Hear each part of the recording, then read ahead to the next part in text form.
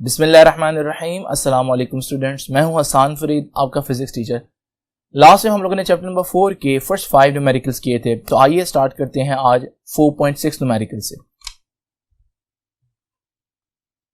Students देखते हैं जरा ये 4.6 न्यूमेरिकल की स्टेटमेंट क्या कहती है। 100 मीटर क्यूब ऑफ वाटर, ये वॉल्यूम दिया हुआ है, यूनिट से पता चल रहा है, is pumped from a reservoir into a tank which is 10 metre higher than the reservoir. तो रिजर्वायर से 10 मीटर हायर इन 20 मिनट्स, कितनी देर में? 20 मिनट्स में। कहता है डेंसिटी ऑफ वाटर है 1000 किलोग्राम पर मीटर क्यूब। ये दो चीजें फाइंड आउट करनी, इंक्रीज इन पोटेंशियल एनर्जी और power delivered by the pump. अब बेसिकली ये सिस्टम है क्या? रिजर्वायर वो जगह होती है जहां पर हमारे पास पानी को, बारिश के पानी को स्टोर कर लिया जाता है। अब वो जखीरा जहां पर हो गया पानी का, उसको हमें ऊपर लेकर जाने के लिए 10 मीटर हाइट पर लेकर जाने के लिए हमने एक मोटर लगा दी। ये वो पंप है जिसकी पावर वो कह रहा है फाइंड आउट करने को। ये हमारे पास जब पंप जो है वो पावर देगा तो हमारे पास पानी जो है वो आहिस्ता आहिस्ता ये 10 मीटर हाइट पर जाना शुरू हो जाएगा। तो वो यही पूछ रहा है पंप की जो पावर है वो कितनी लगेगी, और दूसरा वो पूछ रहा है कि जब आप जमीन से पानी को ऊपर रिजर्वायर से उठाकर लेकर जा रहे हैं तो डेफिनेटली आप उसकी पोटेंशियल एनर्जी बढ़ा रहे हैं, तो पोटेंशियल एनर्जी कितनी इंक्रीज हो रही है। तो आइए जरा दोनों चीजें कैलकुलेट करते हैं। सबसे पहले मैं गिवन डाटा लिख लेता हूं। गिवन डाटा हमारे पास क्या है? पानी का वॉल्यूम दिया हुआ है। वॉल्यूम कितना दिया हुआ है जी? 100 क्यूबिक मीटर। फिर हमारे पास हाइट दी हुई है विच इज 10 मीटर्स। उसके बाद हमारे पास टाइम दिया हुआ है 20 मिनट्स। आपको मालूम है 20 मिनट्स, हम हर मिनट में 60 सेकंड होते हैं, तो हम इसको मल्टीप्लाई करेंगे तो ये आ जाएगा 1200 सेकंड्स। तो मिनट्स में नहीं हम रखेंगे। डेंसिटी ऑफ वाटर कितना जी? डेंसिटी ऑफ वाटर है 1000 किलोग्राम पर क्यूबिक मीटर। नाउ स्टूडेंट्स दो चीजें फाइंड आउट करनी है। पहली चीज इंक्रीज इन पोटेंशियल एनर्जी, तो पहले तो हम इंक्रीज इन पोटेंशियल एनर्जी निकाल लेते हैं। लेकिन पोटेंशियल एनर्जी का फार्मूला अगर आपको याद हो, पोटेंशियल एनर्जी का फार्मूला होता है mgh। जी तो सबको मालूम है कि 9.8 होता है, वो बताए या ना बताए ये एक ऑब्वियस सी बात है। हाइट हमें मालूम है लेकिन मास नहीं है। तो आपका क्या ख्याल है, ये वॉल्यूम और डेंसिटी क्यों दी हुई है? क्योंकि इससे हम मास फाइंड आउट कर सकते हैं। हमें मालूम है कि बेसिकली डेंसिटी क्या होता है? डेंसिटी होती है मास पर यूनिट वॉल्यूम। तो यहां से मास किसके बराबर आएगा स्टूडेंट्स? यहां से मास आएगा डेंसिटी इनटू वॉल्यूम। अब डेंसिटी कितनी है जी? डेंसिटी तो हमें मालूम है 1000 है। वॉल्यूम कितना जी? 100। स्टूडेंट्स ये हमारे पास आ जाएगा mass 10 raise to the power 5 kg। ये 3 जीरो ये हैं, 2 जीरो ये हैं, तो ऐड होकर ये 10 की पावर 5 बनेगा। अब हमारे पास मास आ गया, तो अब हम आराम से increase in potential energy find out कर सकते हैं। जैसे कि हमें मालूम है कि पोटेंशियल एनर्जी का फॉर्मूला है mgh। सो m कितना है? 10 raise to the power 5, g 9.8 और हाइट भी 10 है। यहां से स्टूडेंट्स आप देख सकते हैं 10 की पावर 5 इंटू 10, ये तो आ जाएगा 10 की पावर 6। तो ये 9.8 एज इट इज रहेगा, 10 की पावर 6 हो जाएगा, ये दोनों मल्टीप्लाई होकर, तो यही हमारी एनर्जी आ गई। तो 10 raise to the power 6 joules. तो हम लोगों ने पहली चीज तो फाइंड आउट कर ली जो उसने बोली थी, और वो क्या थी कि पोटेंशियल एनर्जी में कितना इंक्रीज होगा। अब दूसरी चीज देखते हैं, power delivered by the pump. अब हमें मालूम है पावर का फॉर्मूला, ये बी पोर्शन है जो आप लोगों ने फाइंड आउट करना है। पावर का फॉर्मूला क्या होता है? Power is rate of doing work. Rate of doing work, तो हम कह सकते हैं दूसरे अल्फाज में, आसान अल्फाज में, it is work divided by time. लेकिन यहां वर्क पोटेंशियल एनर्जी स्टोर कर रहे हैं ना, तो हम वर्क का फॉर्मूला पोटेंशियल एनर्जी वाला ही लग सकते हैं, mgh divide by time t। अब mgh का फॉर्मूला ऑलरेडी मैं ये mgh निकाल चुका हूं, और ये कितना है? 9.8 into 10 raise to the power 6 divide by time कितना है? देखिए 20 मिनट्स था, लेकिन आपने 20 मिनट्स नहीं, आपने 1200 सेकंड्स पुट करना है, जो कि स्टैंडर्ड यूनिट है। तो हमारे पास जब हम इसको डिवाइड करेंगे 1200 से, तो हमारे पास आ जाएगा आंसर 8166.6। ऊपर जाउल है वर्क, नीचे टाइम है, तो ये जाउल पर सेकेंड आ जाएगा, जिसे हम वॉट कहते हैं। अब स्टूडेंट्स आंसर को ऐसे लिखना नहीं हम लोगों ने, तो ये पावर हमारे पास वैसे तो आई है 8166.6, मैं इसको साइंटिफिक नोटेशन में लिख देता हूं। तो डेसिमल इधर आ जाएगा असल लोकेशन में। चैप्टर नंबर 1 में मैंने आपको ये सारी चीज सिखाई हुई है जी। तो ये 8.166 और क्योंकि आप डेसिमल को 3 प्लेसेस पीछे ले आए तो आपको 10 की पावर 3 लगानी पड़ेगी। अब ये ऊपर वाला आंसर लिख दिया मैंने, लेकिन साइंटिफिक नोटेशन में लिखा। यहां अगर मैं राउंड ऑफ करूं, ये 6 है, 5 से ग्रेटर है, ये 1 कैरी हो जाएगा पीछे, तो फिर हम इसको अप्रोक्सीमेशन में लिख सकते हैं कि भाई आंसर आपका 8.2 और 10 की पावर 3 तो किलो होता है, तो 8.2 किलो वॉट भी कह सकते हैं। और यही वो आंसर है जो आपकी बुक ने लिखा। तो ये था हमारे पास न्यूमेरिकल 4.6। आइए जरा देखते हैं स्टेटमेंट 4.7 की। स्टूडेंट्स 4.7 न्यूमेरिकल बहुत आसान है, सिर्फ एक फॉर्मूले से ये पूरा जो है न्यूमेरिकल इजीली हो जाएगा। जरा देखते हैं पहले इसकी स्टेटमेंट क्या कहती है। 4.7 कह रहा है फोर्स ऑफ 400 न्यूटन, फोर्स दी हुई है 400 न्यूटन की, किस लिए? Is required to overcome road friction and air resistance. आपको मालूम है जब भी कोई ऑटोमोबाइल जो है वो रोड पर चल रही हो तो उसकी डायरेक्शन ऑफ मोशन अगर आगे को है, यानी कि वो आगे को जा रही है, उसकी वेलोसिटी आगे को है, तो हमें मालूम है कि उसको रोड की फ्रिक्शन रोकने की कोशिश करेगी और एयर की फ्रिक्शन भी रोकने की कोशिश करेगी। मतलब रोड फ्रिक्शन और एयर फ्रिक्शन की जो फोर्सेस है वो बिल्कुल उसकी मोशन के ऑपोजिट होंगी, बैकवर्ड होंगी। यही वजह है कि अगर आप गाड़ी को आप बंद कर दें तो वो थोड़ी देर बाद खुद ब खुद रुक जाती है, क्योंकि उसकी फ्रिक्शन ओवरकम कर लेते हैं। तो अगर आप चाहते हैं गाड़ी चलती रहे तो फिर इसका मतलब आपको मुसलसल एक फोर्स देनी पड़ेगी इंजन को। तो वही फोर्स की बात कर रहे हैं कि वो 400 न्यूटन है। अब वो कहता है in propelling an automobile at 80 kilometre per hour. आपको कितनी स्पीड से ऑटोमोबाइल को चलाना है? 80 किलोमीटर पर आवर से, तो इतनी फोर्स चाहिए इंजन को। कहता है इंजन कितनी पावर, अब डेफिनेटली इंजन अगर फोर्स दे रहा है तो डेफिनेटली कुछ ना कुछ पावर जो है वो कंज्यूम हो रही है। वो जो पावर डिलीवर कर रहा है इंजन, वो हम लोगों ने फाइंड आउट करना है, और वो भी किसमें? किलोवॉट्स में। तो हमें चाहिए पावर इन किलोवॉट्स। तो किलोवॉट्स में पावर निकाल लेते हैं। पहले तो हम गिवन डाटा लिख लेते हैं। ये फोर्स क्या है? फोर्स है 400 न्यूटन्स और स्पीड है 80 kilometre per our. Kilometre per our को देखकर आप समझ गए होंगे कि this is not the standard unit. हमें मालूम है कि किलोमीटर की बजाय मीटर्स में होना चाहिए और की बजाय सेकंड में होना चाहिए। फॉर दैट पर्पस मैंने आपको बताया हुआ है क्या करना है। 80 किलोमीटर की जगह मीटर में लाने के लिए 1000 से मल्टीप्लाई करें और से सेकंड में आने के लिए 3600 से डिवाइड करें। नाउ स्टूडेंट्स आपका आंसर आ जाएगा 22.22 मीटर्स पर सेकंड। नाउ ये सही यूनिट है क्योंकि हम इसको पुट कर सकते हैं, स्टैंडर्ड यूनिट है। अब जरा देखते हैं पावर कैसे फाइंड आउट करनी है। कैलकुलेशन हमें मालूम है कि पावर, ये मैंने आपको थ्योरी में पढ़ाया था, power is dot product of force and velocity. Power दो चीजों का डॉट है। तो पावर के 2-3 फॉर्मूले, जिनमें से एक फॉर्मूला हमने बाद में पढ़ा था। तो power is the dot product of force and velocity. मैं लिखता हूं power is equal to F dot V. Now F dot V, तो एफ वी कॉस थीटा आएगा क्योंकि डॉट प्रोडक्ट में कॉस आता है।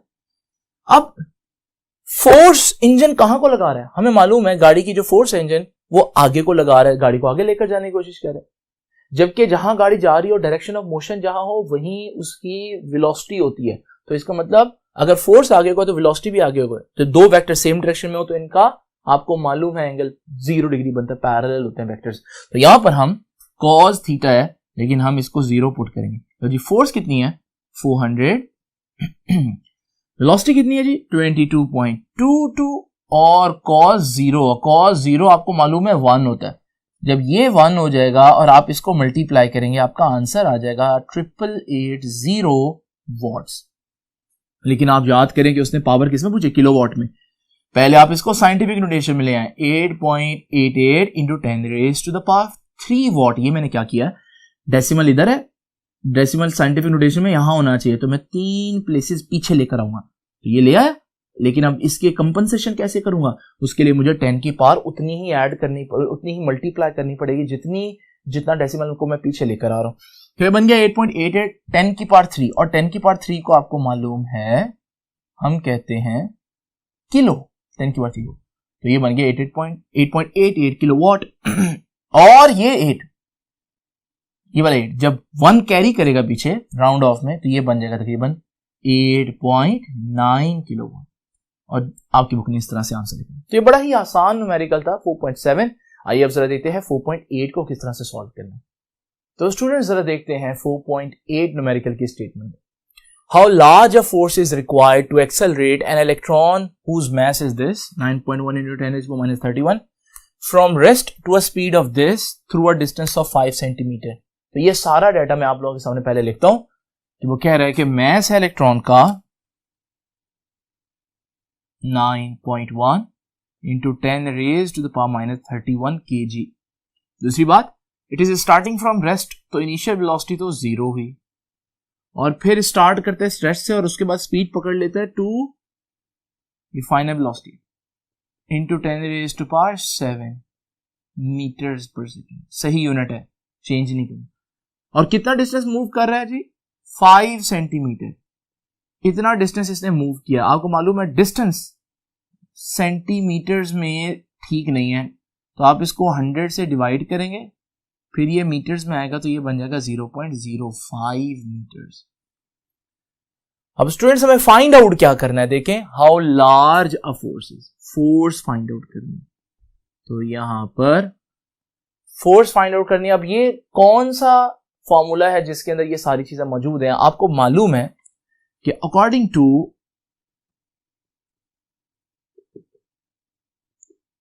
Work energy principle, work energy principle क्या कहता है कि जो आपका वर्क है वो ही चेंज इन किनेटिक एनर्जी होता है। तो इसका मतलब हम कह सकते हैं कि जो आपका वर्क है वो ही चेंज इन किनेटिक एनर्जी है। अब वर्क का फॉर्मूला क्या होता है? वर्क होता है FD। किनेटिक एनर्जी में चेंज कितना होता है? Final kinetic energy minus initial kinetic energy.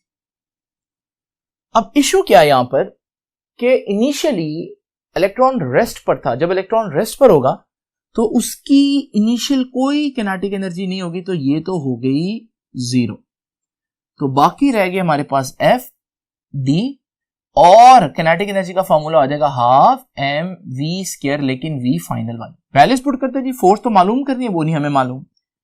d distance है, डिस्टेंस उसने 0.05 मूव किया, साथ आ जाएगा 12, साथ आ जाएगा m है 9.1 into 10⁻³ kg, और vf का स्क्वायर, vf कितना जी?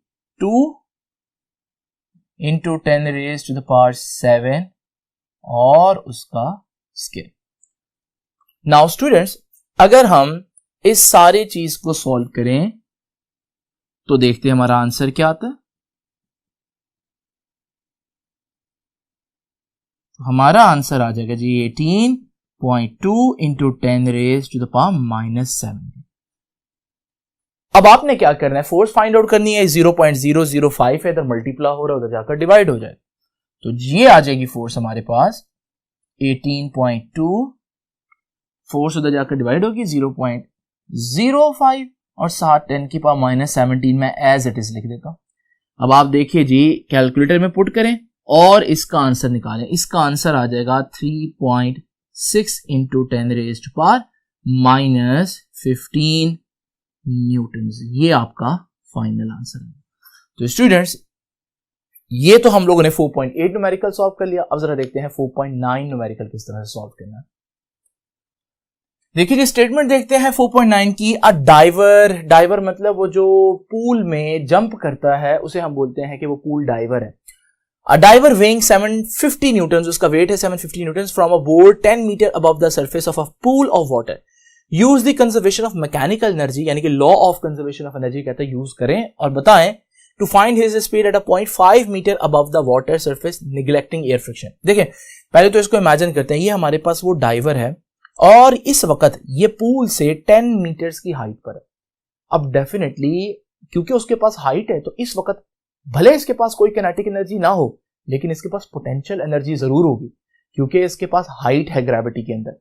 अब ये जब नीचे जंप करेगा तो जैसे जैसे ये नीचे आएगा तो आपको मालूम है आहिस्ता आहिस्ता इसकी पोटेंशियल एनर्जी किनेटिक में चेंज होगी, क्योंकि अब ये मूव करना शुरू हुआ तो पोटेंशियल एनर्जी अब आहिस्ता आहिस्ता इसकी कम हो जाएगी और किनेटिक एनर्जी बढ़ती जाएगी।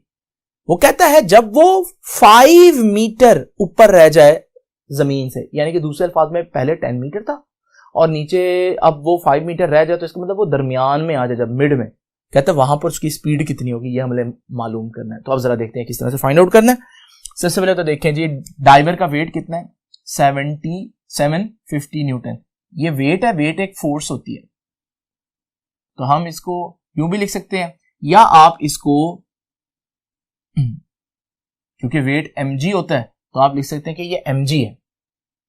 उसके बाद हमारे पास हमें ये मालूम है कि board 10 metre above the surface of pool water, तो ये हाइट हो गई विच इज 10 मीटर्स। नाउ कहता है स्पीड फाइंड आउट करें, कहां पर, जहां पर उसकी हाइट जो है वो 5 मीटर्स रह जाए। अब हमें मालूम है, हम इस हाइट को अगर कह दें h1, तो बाद में वो कितनी हाइट पर पूछ रहा है, वो h2 हाइट है 5 मीटर्स। नाउ स्टूडेंट्स, हमें मालूम क्या करना है, जैसे कि वो कह रहा है कि फाइंड हिज स्पीड, तो उसकी स्पीड मालूम करते हैं। अच्छा, ये v2 फाइंड आउट करनी है हमें, ठीक है, क्योंकि उसने जब जंप किया है तो जंप करने पर जो बाद वाली स्पीड है, 5 मीटर जब रह गया डिस्टेंस उसका जमीन से, वो हम लोगों ने फाइंड आउट करनी है। उसकी इनिशियल स्पीड तो उस वक्त रेस्ट पर था जब उसने जंप नहीं किया था, तो वो जो इनिशियल वेलोसिटी है, उसकी इनिशियल स्पीड है, वो 0 कह देता हूं। तो ये भी हम डाटा में लिख देते हैं कि इसकी जो इनिशियल स्पीड है वो है 0। नाउ कैलकुलेशंस करते हैं, क्योंकि law of conservation of energy use करने हमें मालूम है कि loss in potential energy equals to gain in kinetic energy. Potential energy में कितना लॉस हो रहा है, पोटेंशियल एनर्जी का फॉर्मूला है mg h1 माइनस h2, और किनेटिक एनर्जी कितनी बढ़ रही है, कितनी गेन हो रही है, तो half mv2 square minus half mv1 square. Now students, हमें मालूम है कि v1 तो कितना है 0, जिससे ये सारी टर्म v1 के 0 होने की वजह से 0 हो जाएगी। अब हमारे पास रह गया mg, और ये हमारे पास, पहले मैं एक दफा लिख देता हूं कि ये mg h1 माइनस h2, और यहां रह गया half mv2 square. Now students, ये m से कैंसिल हो जाएगा। हमें तो वेलोसिटी चाहिए ना, स्पीड चाहिए, हम v2 को एक तरफ रखते हैं। आपको पता है ये 2 इधर डिवाइड हो रहा है, उधर जाकर मल्टीप्लाई हो जाएगा, तो ये बनेगा 2, उधर ऑलरेडी क्या है g, साथ क्या है h1 माइनस h2। जरा वैल्यूज पुट करते हैं स्टूडेंट्स, तो हमारे पास 2, g का सबको मालूम है 9.8 है, h1 था 10, h2 था 5, 10 माइनस 5, 5, तो ये हमारे पास आ जाएगा स्टूडेंट, टोटल आंसर लिख देता हूं कि 5 2 10 और 9.8 10 से मल्टीप्लाई होगा तो 98 आ जाएगा, और जब आप इसका अंडर रूट लेंगे तो ये हमारे पास आंसर आ जाएगा 9.9 मीटर्स पर सेकेंड। तो इतना आसान सा न्यूमेरिकल है। आप देख रहे हैं ज्यादातर न्यूमेरिकल इस चैप्टर के बड़े इजी हैं। अब जरा देखते हैं इस चैप्टर का लास्ट न्यूमेरिकल 4.10। स्टूडेंट जरा देखते हैं स्टेटमेंट 4.10 न्यूमेरिकल की। कहता है child starts from rest at the top of a slide of height 4 metre. कहता है एक स्लाइड है जिसकी ऊंचाई जो है, हाइट जो है वो 4 मीटर्स है, और वहां पर उसके ऊपर टॉप पर एक बच्चा मौजूद है जो कि अभी स्लाइड लेने लगा है। हमें वो पूछता है पार्ट ए में, what is his speed at the bottom of the slide if it is frictionless. कहता है जब वो नीचे आएगा उसकी पोटेंशियल एनर्जी कम होगी और किनेटिक एनर्जी बढ़ेगी, तो हमारे पास जब वो नीचे पहुंचेगा तो अच्छी खासी स्पीड पकड़ चुका होगा, तो बॉटम पर आने पर उसकी स्पीड कितनी होगी ये वो पूछ रहा है। हमें मालूम है कि गिवन डाटा में उसने हाइट बता दिया विच इज 4 मीटर्स, जी की वैल्यू आपने वैसे याद रखनी है 9.8 मीटर्स, और फाइंड आउट क्या करना है जी, speed at bottom we find out करना। लो जी पार्ट ए पहले मैं आप लोगों के सामने करता हूं। लो जी पार्ट ए में कहता है हमें मालूम है कि जब वो पोटेंशियल एनर्जी उसकी कम होगी वही पोटेंशियल एनर्जी किनेटिक एनर्जी में कन्वर्ट होगी, तो loss in potential energy is equal to gain in kinetic energy. जब वो स्लाइड के बिल्कुल ऊपर था उसके पास पोटेंशियल एनर्जी थी mgh, और ये सारी की सारी पोटेंशियल एनर्जी किनेटिक एनर्जी बन जाएगी हाफ mv स्क्वायर। यहां से मैथ तो मैथ से कैंसिल हो गई।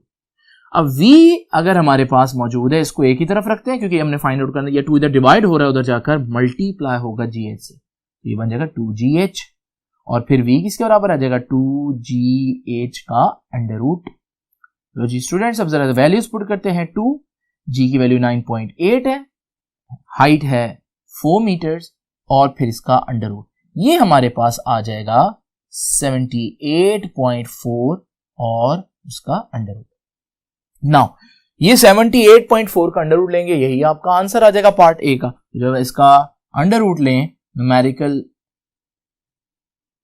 तो हमारे पास ये आंसर आ जाएगा 8.8 मीटर्स पर सेकेंड। तो जब वो स्लाइड पर पहुंचेगा नीचे बॉटम में तो उसकी स्पीड कितनी होगी 8.8 मीटर्स पर सेकेंड। तो स्टूडेंट जरा देखते हैं इस न्यूमेरिकल का बी पार्ट क्या कहता है। इस न्यूमेरिकल के बी पार्ट में वो कह रहा है कि जो बच्चा है वो स्लाइड से जब नीचे आता है तो बॉटम पर उसकी स्पीड 6 मीटर पर सेकेंड, अगर फ्रिक्शन ना होती तो उसकी स्पीड होती 8.8, लेकिन उसकी स्पीड हुई 6। इसका मतलब वो उतनी स्पीड नहीं गेन कर पाया, इसका मतलब फ्रिक्शन ने उसकी किनेटिक एनर्जी का लॉस किया है। वो कहता है वही लॉस बताएं लेकिन परसेंटेज में। तो हमें क्या फाइंड आउट करना है, परसेंटेज लॉस। ये परसेंटेज में कैसे बताएंगे अभी जरा डिस्कस करते हैं। परसेंटेज लॉस ऑफ एनर्जी,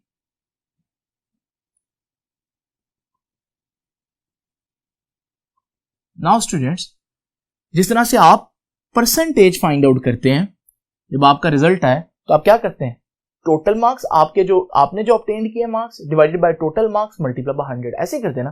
तो यहां पर भी हम कुछ ऐसे ही करेंगे। तो परसेंटेज लॉस ऑफ एनर्जी किसके बराबर आएगा, याद रखिएगा वो आ जाएगा loss of kinetic energy divided by original kinetic energy, या आइडियल किनेटिक एनर्जी भी कह सकता हूं मैं यहां पर। Loss of kinetic energy divide by ideal kinetic energy जो होनी चाहिए थी मल्टीप्लाई बाय 100। नाउ हमें मालूम है लॉस कैसे निकालते हैं, जितनी होनी चाहिए थी माइनस जितनी आई है हमारे पास। तो होनी चाहिए थी किनेटिक एनर्जी मैं उसे बोल देता हूं 1, माइनस जो हमारे पास आई है किनेटिक एनर्जी उसे मैं 2 बोल देता हूं, डिवाइडेड बाय ओरिजिनल या आइडियल किनेटिक एनर्जी वो तो 1 ही होगी, मल्टीप्लाई बाय 100। वैल्यूज पुट करते हैं। किनेटिक एनर्जी का फॉर्मूला सबको मालूम है, हाफ एम वी स्क्वायर, लेकिन वी के साथ 1 आएगा क्योंकि किनेटिक एनर्जी के साथ 1 है, ये आइडियल किनेटिक एनर्जी, माइनस जो असल में हमारे पास आई half M V two square divided by original या आइडियल किनेटिक एनर्जी, वो कितनी है half M V one square. Now students आप देख सकते हैं यहां भी हाफ एम है, यहां भी हाफ एम है, हाफ एम कॉमन आ जाएगा। जब हाफ एम कॉमन आ जाएगा वो तो नीचे हाफ एम से कैंसिल भी हो जाएगा। तो मैं इसको यहां पर शॉर्ट करता हूं, तो मैं बताता हूं कि परसेंटेज लॉस किसके बराबर आएगी, ये कट जाएगा, क्या रह जाएगा v1 का स्क्वायर माइनस ये मैं 100 डालना भूल गया, ये 100 भी डाल लीजिएगा। अब जरा देखिए जी v1 का स्क्वायर माइनस v2 का स्क्वायर डिवाइडेड बाय v1 का square multiply by 100। Now you just have to put the values. जरा देखते हैं v1 वो वेलोसिटी जो होनी चाहिए थी फ्रिक्शन के बगैर 8.8 माइनस v2 जो वेलोसिटी हुई फ्रिक्शन की वजह से और वो डेफिनेटली कम है 6 और उसका square divided by v1 original या आइडियल होनी जो चाहिए थी 8.8 और उसका square multiply by 100। Now students 8.8 का जब आप स्क्वायर लेंगे तो हमारे पास आंसर आएगा 77.44 माइनस 6 का स्क्वायर तो आपको मालूम ही है 36 होता है, डिवाइडेड बाय हमारे पास ओरिजिनल 77.44 और मल्टीप्लाई बाय 100। ये जब आप इस पूरी चीज का आंसर निकालेंगे, इस पूरी चीज का आंसर आएगा ऑलमोस्ट 0.54।